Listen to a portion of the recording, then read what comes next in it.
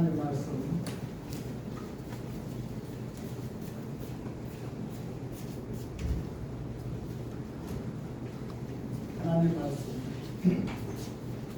창세기 15장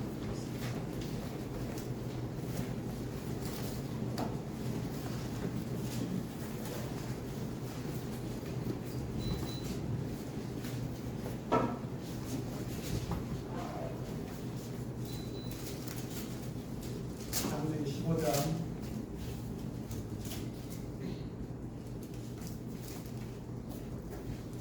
6절부터 11절까지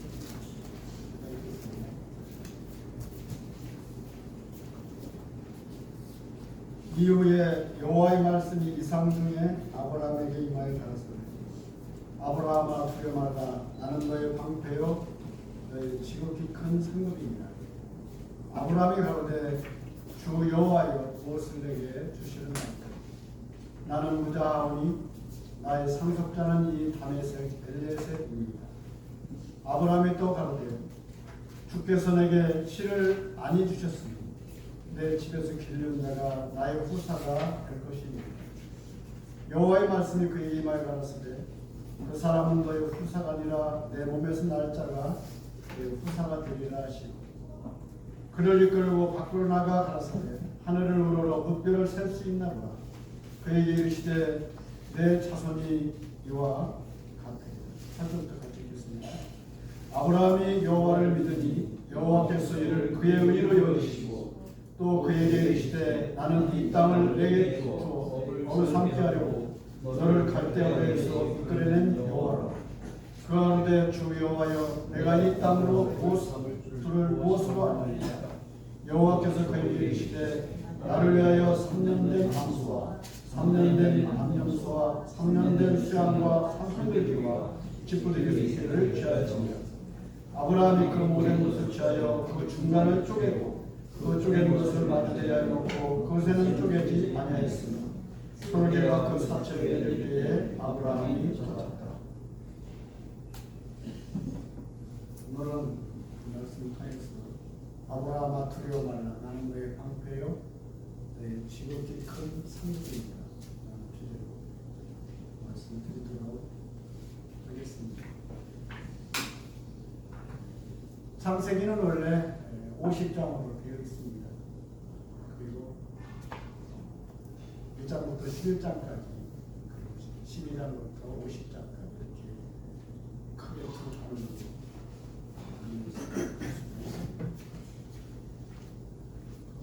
전반부 1장부터 11장까지는 모든 것의 시작, 사람의 시작, 만물의 시작, 모든 것들에 대한 시작. 그래서 그것을 세속사라 이렇게 말을 합니다.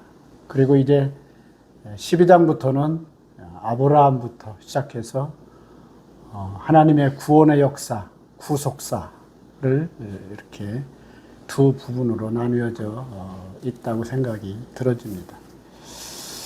오늘 이제 그 믿음의 조상 아브라함을 하나님께서 갈대아 우르에서 바벨론 지역 갈대아 우르에 살고 있는, 다시 말하면 우상의 본거지인 그 메소포타미아 지역 그 지역에서 살고 있는 이제 아브라함을 하나님께서, 영광의 하나님이 그를 부르시고, 원래 아브라함의 부모 아버지가 우상을 만드는 그러한 일을 하고 있었다고 그러죠. 근데 그 가운데서 이제 하나님께서 아브라함을 불러내시고 이제 하나님이 지시하는 땅, 가나안 땅으로 가도록 이렇게 말씀하고 있습니다. 이것을 이제 신약에서는 사도행전 7장에서 보면 스데반이 이제 많은 제사장들과 또 이제 바리새인들과 유대인들이 많은 그 군중 앞에서 자기 조상들이 어떻게 하나님께 부름을 받았으며 어떻게 하나님 앞에 나왔는가를 그가 이제 많은 사람들 앞에 우리 주 예수 그리스도를 증거하는 그러한 복음을 전하는 내용이 사도행전 7장에 자세하게 나와 있습니다. 그때 증거하기를 영광의 하나님께서 이제 우리 조상 아브라함을 저 갈대 우르에서 불러내시고 이제 지금 지시하신 땅, 이 가나안 땅에 와서 정착했다고 하는 그런 이야기를 스데반이 말하고 있는 것을 보게 되는 것입니다. 그래서 이 믿음의 조상들이 어떻게 하나님의 부름을 받고 또 하나님의 그러한 말씀 속에 그들이 이제 순종하고 따라 나와서 그 삶을 하나님을 섬기며 살았는가라고 하는 점에 대해서 오늘 여기 이제 창세기 15장 1절 이하에 보면 이제 아브라함이 하나님 앞에 있었던 부분을 말하고 있습니다. 우리가 믿음의 조상 그러면 이제 아브라함의 하나님, 이삭의 하나님, 야곱의 하나님, 나의 하나님, 이런 부분들을 우리가 하나님 앞에서 생각할 수 있어야 되겠습니다. 한번 따라 합시다. 아브라함의 하나님, 이삭의 하나님, 야곱의 하나님, 나의 하나님. 그래서 믿음의 하나님 가운데 나의 하나님이 되신 우리 주 예수 그리스도로 말미암아 우리 아버지 앞에 나아가는 놀라운 은혜가 있게 되기를 바라고, 특별히 이제 아브라함이 그러한 가운데서 그는 65세에 갈대 우르에서 그가 부름을 받았고 이제 자기 아버지 데라를 모시고 함께 그들이 오다가 하란 뜰에서 그들이 하란에서 또 10년 정도를 머무르게 됩니다. 그래서 75세까지 10년 동안을 하란에서 그들이 머무르면서 데라가 죽을 때까지 거기에 머물렀던 것을 볼 수가 있고, 또 이제 거기서 머물러 있다가 자기 아버지 데라가 죽은 후에 이제 하나님이 지시하는 땅으로 이 가나안 땅까지 왔다고 하는 것을 성경에서 우리에게 말씀하십니다. 우리 창세기 12장 한번 보시겠습니다. 창세기 12장 1절부터 4절입니다. 여호와께서 아브라함에게 이르시되 너는 너의 본토 친척 아비 집을 떠나 내가 내게 지시할 땅으로 가라. 내가 너로 큰 민족을 이루고 내게 복을 주어 내 이름을 창대케 하리니 너는 복의 근원이 될지라. 너를 축복하는 자에게 내가 복을 내리고 너를 저주하는 자에게 내가 저주하리니 땅의 모든 족속이 너를 인하여 복을 얻을 것이니라 하신지라. 이에 아브라함이 여호와의 말씀을 쫓아갔고, 한번 따라합시다. 아브라함이 여호와의 말씀을 쫓아갔고 롯도 그와 함께 갔으며. 여기 보니까 이제 아브라함이 하란을 떠날 때 그 나이 75세였더라 이렇게 말하고 있습니다. 아브라함의 삶을 통해서 이제 이 가나안 땅에 들어와서 제일 먼저 한 일은 뭐냐면 하나님 앞에 제단을 쌓는 일이었습니다. 그래서 아브라함은 그 생애 가운데서 제단이 보면 5개 정도가 있습니다. 물론 그 제단의 이름을 제 나름대로 붙여봤습니다. 첫 번째로 하나님 앞에 신앙 고백의 제단, 12장 7절에 보면 그렇게 말하고 있습니다. 여호와께서 아브라함에 나타나 가라사대 내가 이 땅을 내 자손에게 주리라 하신지라. 그가 자기에게 나타나신 여호와를 위하여 그곳에 단을 쌓고 거기서 베델 동편 산으로 옮겨 그 장막을 치니 서는 베델이요 동은 아이라. 그가 그곳에서 여호와를 위하여 단을 쌓고 여호와 이름을 부르더니 점점 남방으로 옮겨갔더라. 여기 보면은 여호와를 위하여 단을 쌓고 거기서 베델은 하나님의 집이란 뜻입니다. 그래서 이 베델 동편을 산으로 옮겨서 장막을 치니 서는 베델이요 동은 아이라. 이 아이라는 뜻은 원래 거름더미라는 것입니다. 그래서 이 서쪽에 이제 하나님의 제단이 있고 동쪽에는 이제 그런 부분. 그래서 이 성막에도 보면 이 서쪽에 보면 지성 서쪽이 서쪽이고 동쪽은 보면 이제 그 성막 문이 있는 것을 볼 수가 있습니다. 그래서 이 성막 이 문 쪽으로 이 거름더미와 같은 우리 인생들이 하나님 앞에 나가게 될 때에 이제 하나님의 집으로 그 성막을 향해서 예배드리러 나가는 그런 모습을 우리에게 보여주고 있는 것입니다. 그래서 여기 이 재단이 바로 저는 첫 번째로 아담이 쌓은 재단, 그래서 신앙 고백의 재단이다 이렇게 나름대로 붙여봤습니다. 두 번째로 이제 아브라함이 쌓은 제단은 이 창세기 13장 18절에 보면 이제 헤브론에서 그가 제단을 쌓게 되는데, 이 제단에 대해서 이제 하나님과 교제의 제단이다 이렇게 붙여봤습니다. 원래 헤브론이라는 것은 교제라는 뜻입니다. 그래서 하나님 앞에 이제 교제의 제단. 그리고 오늘 창세기 15장에서는 이제 그가 이제 하나님 앞에 또 제단을 쌓게 되는데,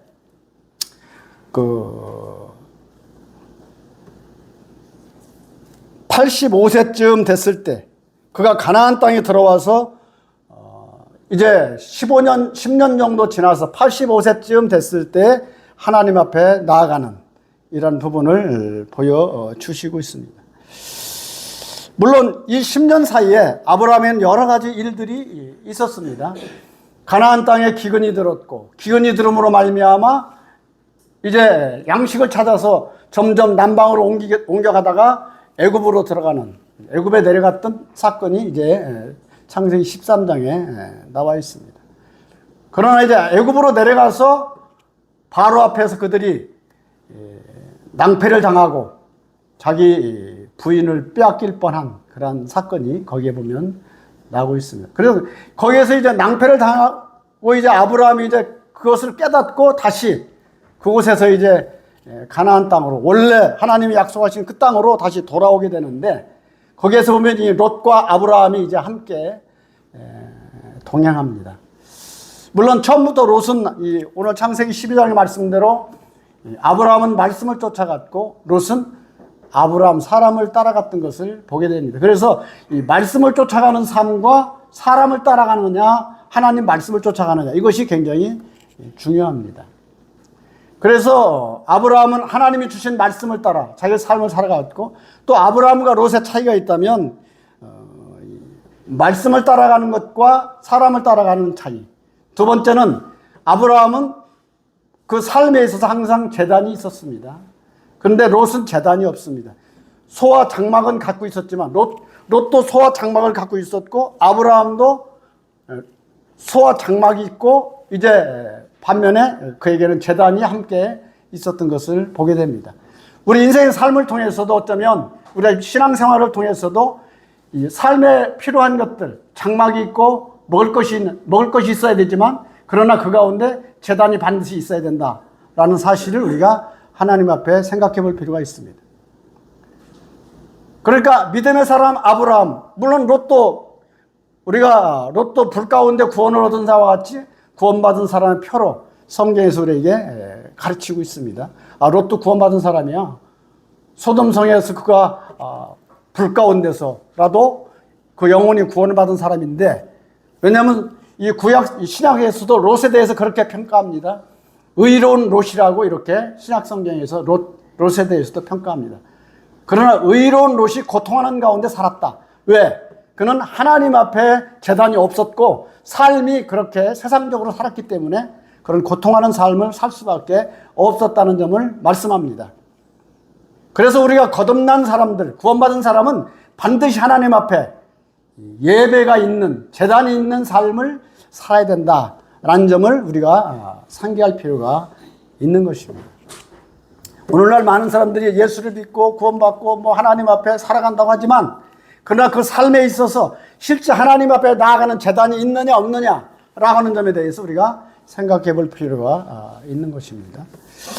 그래서 이 롯이 이제 아브라함이 이와 같이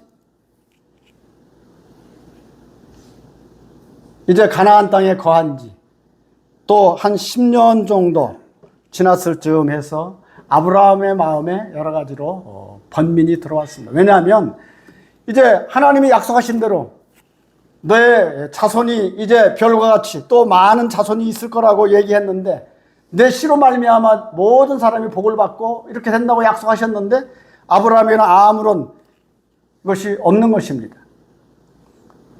그래서 이제 아브라함 마음속에 아마 여러 가지 생각이 많았던 것 같습니다. 여기 보면 창세기 15장 1절에 보면 그렇게 말하고 있습니다. 이후에 여호와의 말씀이 이상 중에 아브라함에게 임하여 가라사대. 때, 여기 이상 중에라고 하는 것은 물론 원어를 찾아보니까 환상이라고 되어 있더라고요. 그러나 이제 이상 중에 하는 것은 어쩌면 아브라함이 하나님 앞에 나아갔음을 말하는 것입니다. 그동안 나의 삶이 여러 가지로 물질적으로나 경제적으로나 모든 것이 다 잘 이루어지고 있고 평안했지만, 물론 창세기 13장에 보면 그들이 가나안 땅에 돌아와서, 애굽에서 다시 돌아와서 모든 것이 풍족해졌을 때에 그들에게 문제가 생겼습니다. 서로 이 다툼이 생겼어요. 그때 아브라함이 결정합니다. 롯에게, 너는 나와 같은 고륙이니 서로 다툴 것이 아니라 네가 나를 떠나라. 그러면서 네가 좋아하면 나는 우호하고 네가 우호하면 내가 좋아하리라. 그때 이 롯이 선택을 합니다. 에덴 뜰을 선택할 때, 거기는 요단뜰을 선택할 때 거기에는 물된 동산 같고 여호와의 동산 같아서 좋은 곳을, 육신적으로 보기에 좋은 곳을 선택해서 떠납니다. 그때 아브라함에게 하나님께서 말씀하십니다. 우리 창세기 13장 한번 보시죠. 13장 14절입니다. 14절부터 18절까지 같이 한번 읽어봅시다. 시작. 롯이 아브라함을 떠난 후에 여호와께서 아브라함에게 이르시되, 너는 눈을 들어 너 있는 곳에 동서남북을 바라보라. 보이는 땅을 내가 너와 내 자손에게 주리니 영원히 이르리라. 내가 내 자손으로 땅에 티끌같이 하리니 사람이 땅에 티끌을 능히 셀 수 있을진데 내 자손도 세리라. 너는 일어나 그 땅을 종과 횡으로 행하여 보라. 내가 그것을 내게 주리라. 이에 아브라함이 장막을 옮겨 헤브론에 있는 마므레 상수리 숲에 이르러 거하며 거기서 여호와를 위하여 단을 쌓았더라. 여기 보니까 이제 헤브론에, 여기 이제 롯이 떠난 후에 아브라함이 아마 적막한 생각이 들었을 것입니다. 그때 하나님께서는 이 아브라함을 부르셨습니다. 여기 말씀하신 것처럼 여호와께서 아브라함에게 이르시되, 너는 눈을 들어 너 있는 곳에서 동서남북을 바라보라. 주의를 환기시켰습니다. 그리고 이제 그에게 말하기를, 이제 내 자손을 땅의 티끌 같게 하리니 사람의 땅에 티끌을 능히 셀 수 있으리인데 내 자손도 세리라. 그러면서 17절에서 너는 일어나 그 땅을 종과 횡으로 행하여 보라. 내가 그것을 내게 주리라. 마치 이스라엘 민족이 여호수아를 통해서 가나안 땅을 들어갈 때 네가 밟는 땅을 내가 내게 주리라 말씀하신 것처럼 우리가 믿음으로 밟아야 되는 것입니다. 여기서도 보면 이제 아브라함에게 너는 종과 횡으로 행하여 보라. 눈으로 바라만 본 게 아니고 그 다음에 일어나서 종과 횡으로 행하여 보라. 이것은 신앙의 발자취를 말하는 것입니다. 우리가 생각만 할 수 있잖아요. 모든 것을 생각만 하고 그러나 생각만 할 게 아니라 실제 네 몸을 움직여서 종과 횡으로 행하여 보라. 그러면서 이제 여기 말씀하신 것처럼 그러면 그것을 내가 내게 주리라.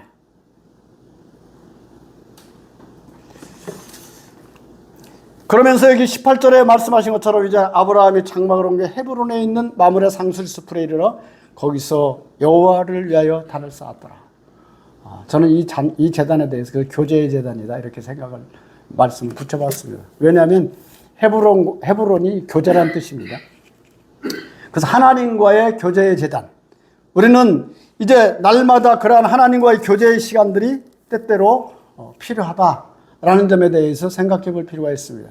우리가 신앙생활 하면서도 구원받은 후에 이제 구원받았으니까 하나님과의 교제는 이제 멀리 하고 내 마음대로 이렇게 살아갈 수도 있잖아요. 생각 없이. 그러나 날마다 하나님과의 교제하는 시간이 우리에게 사실은 필요합니다. 개인적으로. 교회에서도 예배 드리지만 반면에 나의 삶에 그러한 교제의 재단이 꼭 필요하다. 그렇게 이제 가나안 땅에 이제 10년쯤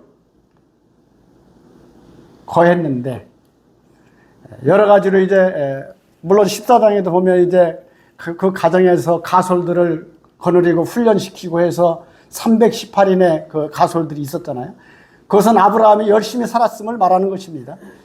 그 이제 가나안 땅에서 이제 농사도 하고 또 이제 짐승도 키우고 하면서 사람들 가솔들도 두고 해서 이제 그가 모든 게 다 풍족해졌는데 그러나 아브라함 마음속에 허전함이 있었던 것입니다. 뭐냐면 하나님이 약속하신 대로 내 자손이 많아질 거라고 그러는데 자손도 없고 아무것도 없고, 또 그 땅에 마침 또 전쟁이 일어났었어요. 가나안 땅 주변에 전쟁이 일어나가지고 이제 그 아브라함이 자기 집에서 길리운 318인을 데려가서 자기 조카 롯도 구해오고, 그러한 또 이제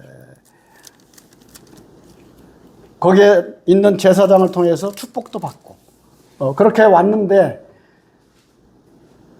뭐 더 이상 다른 것들의 변화는 없고, 또 자기 가족들이 옛날에는 이 자기 그 자녀들이 큰 힘이었습니다. 근데 아브라함은 종들은 있지만 자기 자식이 없어요. 없으니까 마음에서 지금 썰렁한 마음이 있는 것입니다. 그럴 때에 하나님께서 이제 이상 중에, 다시 말하면 하나님과 나아가는 그러한 아브라함의 그 상태에 있을 때 하나님께서 아브라함에게 나타나셨습니다. 여기 말씀하신 대로 아브라함아 두려워 말라, 나는 너의 방패요 너의 지극히 큰 상급이니라. 여전히 하나님께서는 아브라함의 방패가 되시고 아브라함의 상급이 되시고 아브라함의 보호자가 되시는 것입니다. 우리는 나의 삶에 있어서 모든 것이 다 되어졌는데도 불구하고 뭔가 아직 뭔가 부족한 부분이 있는 거야. 비어있는 부분이 있는 거예요. 여기도 아브라함의 가장 큰 부분이 비어있는 것입니다. 뭐냐면 그 씨가 없어요. 그런 마음에, 허전한 마음 가운데 있는 아브라함에게 하나님은 말씀하십니다. 아브라함아 두려워 말라, 여전히 나는 너의 방패요 너의 지극히 큰 상급이니라. 놀라운 말입니다. 한번 따라합시다. 아브라함아 두려워 말라, 나는 너의 방패요 너의 지극히 큰 상급이니라.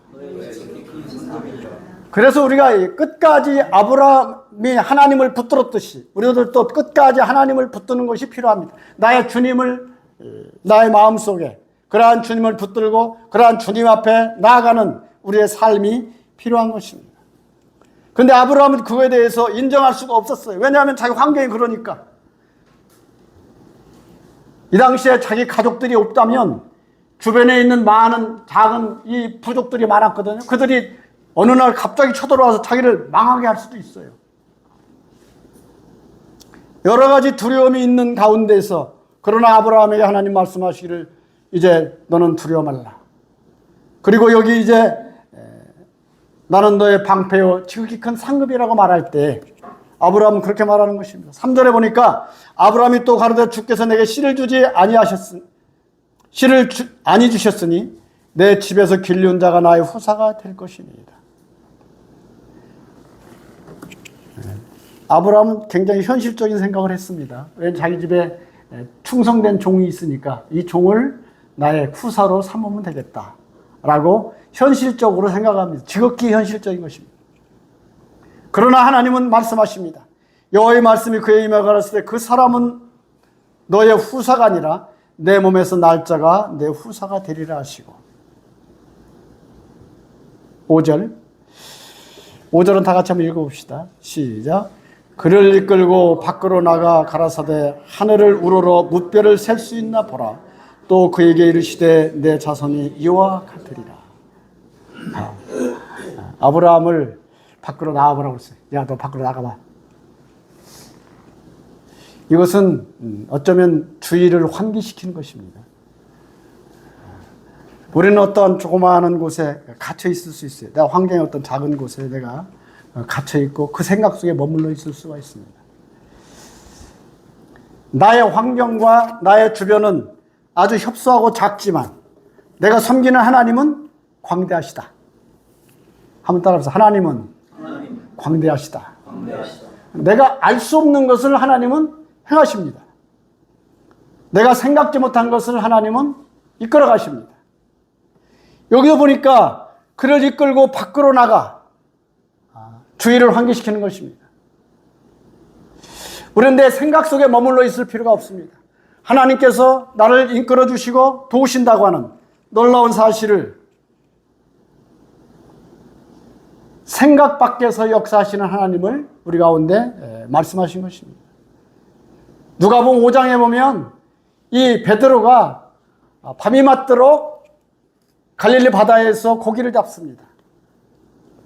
근데 밤이 맞도록 고기가 하나도 못 잡았어요. 못 잡았는데 주님이 마침 새벽녘 아침에 이제 미명에 주님이 거기에 다가오셨어요. 얘들아, 너에게 고기가 있느냐? 없습니다. 그러니까 이제 주님께서 배를 잠깐 이리 띄워봐라. 그리고 이제 배를 띄워서 이제 주님이 배에 타시니까 배에 타시고 이제 거기서 말씀을 가르치십니다. 물론 거기 5장에 보면 무슨 말씀을 가르쳤다는 말이 없어요. 그냥 말씀을 가르치셨다고 그러죠. 말씀을 가르치시고 마치신 다음에 베드로에게 물었어요. 저 깊은 데로 가서 그물을 내려봐라. 어부가, 예수님은 그 당시에 직업이 목수였습니다. 목수가 와서 이 베드로는 이 갈릴리 바다에 너무 잘 알고 있는 베테랑 어부입니다. 그런데 이 베드로에게 말씀하신 다음에 깊은 데 가서 그물을 내려봐라. 근데 베드로 하는 말이 있습니다. 내가 밤이 맞도록 수고해서 얻은 것이 없지만은 말씀에 의지하여 그물을 내리리이다. 한번 따라합시다. 말씀에 의지하여 그물을 내리리이다. 아마 그 말씀이 권세 있는 자와 같았던 것 같습니다. 그러나 이제 그 베드로가 이 목수인, 직업이 목수인 예수님의 말씀을 따라서 깊은 데로 가서, 이 깊은 데로 가서 그물을 내려라는 것은 주님은 생각 밖에서 역사하시는 하나님이심을 우리에게 보여주시는 것입니다. 우리의 사람의 생각, 우리의 일반적인 생각 밖에서 역사하시는 하나님. 오늘 여기도 이 아브라함을 너 밖으로 나와봐. 밖으로 나가봐. 그러더니 하늘을 바라보라고 그랬습니다. 그리고 이제 뭇별을 셀 수 있나 보라. 별이 몇 개나 되는지 아십니까? 뭐 요즘 현대 천문학이 발달해가지고 과학자들이 별 숫자를 세봤대요. 뭐 저도 정확히 잘 모릅니다. 얼마나 많은지. 근데 어떤 과학 잡지에 보니까 10의 26승계라고 돼 있더라고.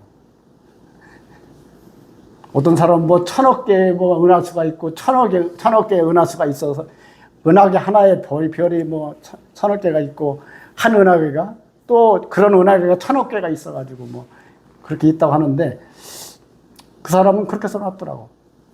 생각하면 하나님을 믿지 않을 수 없다. 근데 거기에 보니까 뭐 10의 26승계. 저는 그래서 인류의 숫자를 내가 나름대로 측량해봤어. 지금까지 주님이 이 땅에 이제 태초 하나님을 천지를 창조하시니라 해서부터 시작해서 지금까지 모든 것을 우리는 성경적인 역사를 몇 년으로 봅니까? 한 6,000년 보죠? 6,000년 보잖아. 6,000년 보죠. 그래서 내가 나름대로 100년에 한 60억 정도가 인구가 있었겠다. 그냥 많이 잡아가지고 100년에 한 60억 정도가 있었겠다. 그것을 60 곱하기 60이니까 3,600억이 되더라고, 인구가. 3,600억을 이제 10의 26승계로 나눠봤어. 3,600억, 26승계 나누기 3,600억. 그러니까 한 사람당 별이 몇 개가 돌아가는지 아십니까? 270조 개. 뭐, 저 계산기로는 계산이 안 뜨서죠. 나중에 우리가 하늘나라에 가면은 별과 별들 사이에 깃들인다고 그래요. 별과 별들 이거 어마어마하겠더라고. 우리가 앞으로 여행하면서 다닐 곳이 어마어마하겠더라고. 1인당 270조 개. 오늘날 세상에 부동산 집 하나만 있어도 괜찮다고 그러는데.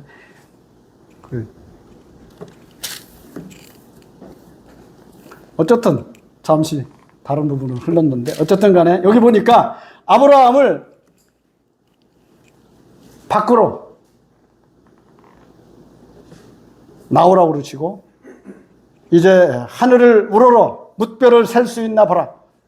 그에게 이르시되 내 자손이 이와 같으리라. 야, 놀라운 것은요. 6절에 보니까 아브라함이 이것을 믿었대요. 한번 따라합시다. 아브라함이 여호와를 믿으니 여호와께서 이를 그의 의로 여기시고.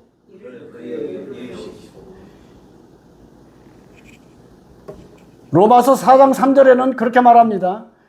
성경이 무엇을 말하느냐? 아브라함이 하나님을 믿으며 그 믿음을 의로 여기신 바 되었느니라. 아브라함이 하나님을 믿으며 그 믿음을 의로 여기셨다. 오늘날 우리가 하나님을 믿는 믿음, 이것이 의로 여기시는 것들. 우리가 거듭난 것도 그래서 믿음으로 거듭났습니다. 너희가 그 은혜를 인하여 믿음으로 말미암아 구원 얻었나니 이것이 너희에게서 난 것이 아니요 하나님의 선물이라. 이는 행위에서 난 것이 아니니 이는 누구든지 자랑치 못하게 하려 함이니라. 그래서 우리가 믿음으로 구원받고 또 우리의 삶도 믿음으로 살아야 되는 것입니다. 구원은 믿음으로 받고 생활은 내 생각으로 한다면 이제 그것이 이제 문제가 되는 것이죠. 그 삶이 갈리자를 걷게 될 수밖에 없습니다. 여기 보니까 6절에 보니까 아브라함이 여호와를 믿으니 여호와께서 이를 그의 의로 여기시고, 그러면서 7절에 또 그에게 이르시되 나는 이 땅을 내게 주어 업으로 삼게 하려고 너를 갈대아 우르에서 이끌어낸 여호와로라. 8절 그가 가로되 주 여호와여 내가 이 땅으로 업을 삼을 줄을 무엇으로 알릴까? 참 아브라함도요, 이 하나님과 이제 지금 그 어떤 대화 가운데 씨름하고 있습니다. 자기가 하나님 그래 주실 줄을 내가 믿는데, 그렇다면 이것을 내 마음의 확증이 필요한 것이죠. 우리가 믿음의 확신이 필요하잖아요. 왜냐하면 믿음의 확신이 없게 되면 내 삶이 제대로 삶을 이리 갔다 저리 갔다 할 수밖에 없기 때문에 이 믿음의 확증을 위해서 아브라함이 지금 하나님 앞에 요구하고 있는 것입니다. 내가 이 땅을 당신이 나에게 주신다, 하나님께 주신다고 그랬는데, 그렇다면 이것을 삼을 줄을 내가 무엇으로 알 수 있느냐? 라고 했는데 하나님께서 그에게 제단을 요구하십니다. 저는 그래서 이 제단을 확증의 제단이다 라고 붙였습니다. 하나님께도 나에게 주시는 신앙의 확증의 제단.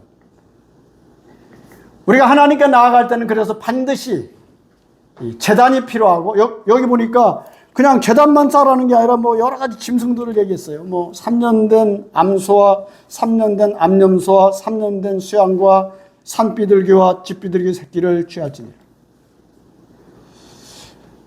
우리가 여기서 하나 배울 것이 바로 그것입니다. 하나님 앞에 나아가는 제단에는 반드시 뭐가 있어야 된다? 재물이 있어야 된다. 우리가 하나님 앞에 예배드리고 제사드리고 이런 부분들에 대해서도 반드시 재물이 필요합니다. 우리는 몸과 마음만 생각만 가지고 나올 수 있습니다. 그러나 하나님 앞에 드려지는 재물이 반드시 있어야 된다. 구약에서는 이 짐승을 드렸지만 오늘날은 뭘 드려요?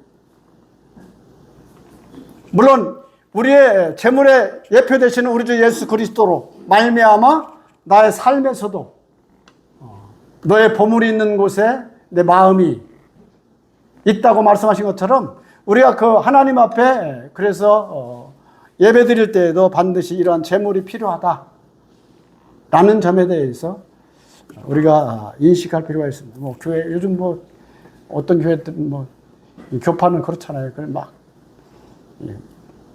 쉽게 말하면 헌금. 이런 부분들에 대해서도 우리가 하나님 앞에 나아가는 자세가 필요하다는 것입니다. 그래 아브라함이 이제 거기에 순종해서 10절에 보니까 아브라함이 그 모든 것을 취하여 그 중간을 쪼개고 그 쪼갠 것을 마주 대하여 놓고 그 새는 쪼개지 아니하였으며 솔개가 그 사체에 내릴 때에 아브라함이 쫓았더라. 솔개는 사단을 의미합니다. 이 재단을 버려놨는데 자꾸만 다른 생각이 자꾸만 우리에게 들어올 수 있어요. 재단이. 솔개가 자꾸만,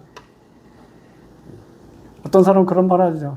새가 날아가다가 머리에 새똥을 쌀 수는 있지만 새똥을 털어버려라 이거지. 거기에 새집을 지켜 놔두면 안 된다. 우리 머리에 새집이 지면 안 돼. 새집이 진다는 것은 사단이 우리 머릿속에, 우리 생각 속에 집을 짓도록 두면 안 된다 그 말이에요. 여러 가지 솔개가 우리에게도 내릴 수 있지만, 그러나 그 솔개를 여기 보니까 아브라함이 종일 해가 맞도록 쫓았어요. 그래서 여기 12절에 보니까 해질 때에 아브라함이 깊이 잠든 중에 캄캄함이 임함으로 심히 두려워하더니, 모든 것이 이제 아브라함은 아침부터 아마 이 제단을 버려놓고 하나님의 응답을 기다렸던 것 같습니다. 이 당시에는요, 이 재물을 쪼개놓고 재물 사이로 보통 이제 서로 약속할 때는 재물 사이로 사람이 걸어가면서 거기에 대해 서로 확정하는 그러한 제사법입니다. 근데 이 하나님의 응답으로 이제 거기에 어떤 불이 내리거나 뭐가 있어야 되는데, 아브라함이 그렇지는 않고 자꾸만 솔개만 막 위에서 자꾸만 이 재물을 먹으려고 이 솔개가 왔다 갔다 하니까 아브라함은 그걸 쫓느라고 피곤했어요. 어쩌면 우리들도 신앙생활 가운데서 우리가 하나님 앞에 제단을 버려놓고 하나님 앞에 예배드리고 하나님 앞에 삶을 우리가 살아가면서 예배하는 삶을 살지만 솔개가 우리의 제단 위에 자꾸만 내려서 우리들로 하여금 생각이 여러 가지로 좀 번민하게 만들거나 또 복잡한 생각을 자꾸만 우리 가운데 주어서 하나님 앞에 나아가는 것을 방해하는,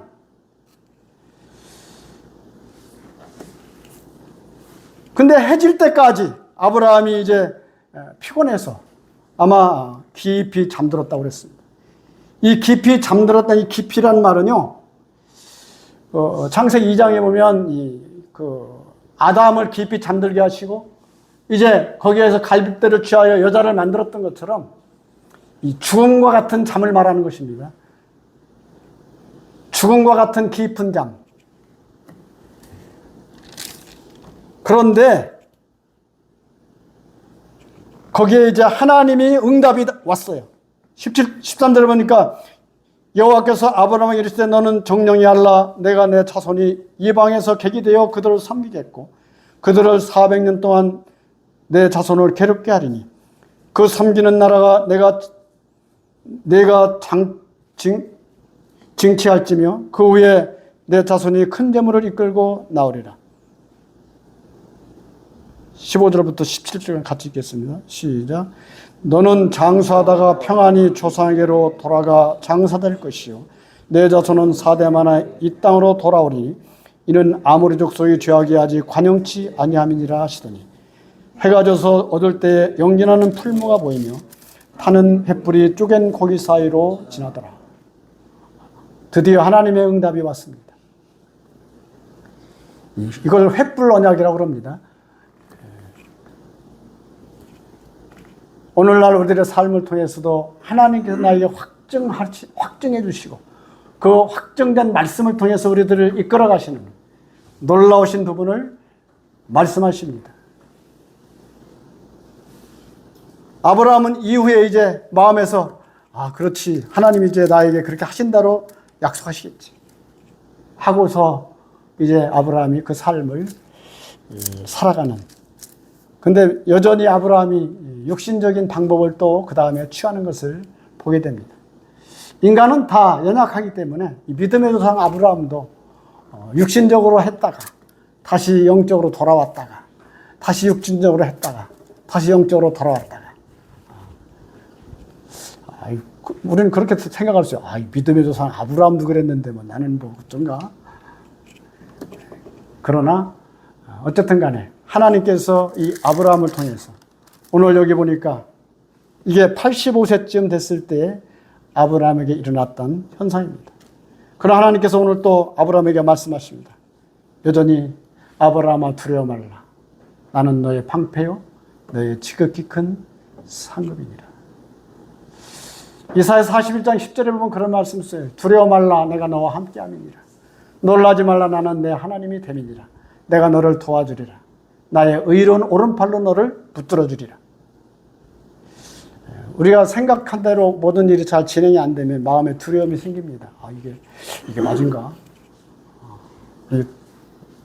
그러나 하나님의 약속이 분명하면 하나님 약속대로 이끌어 가십니다.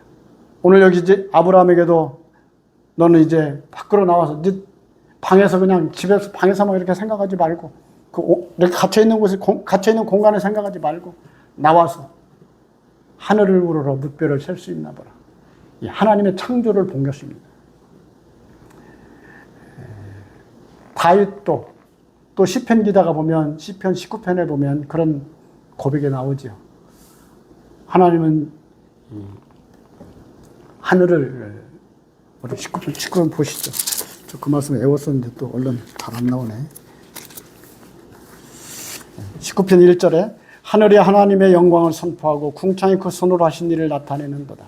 날은 날에게 말하고 밤은 밤에게 지식을 전하니 언어가 없고 들리는 소리도 없으나 그 소리가 온 땅에 통하고 그 말씀이 세계 끝까지 이르도다.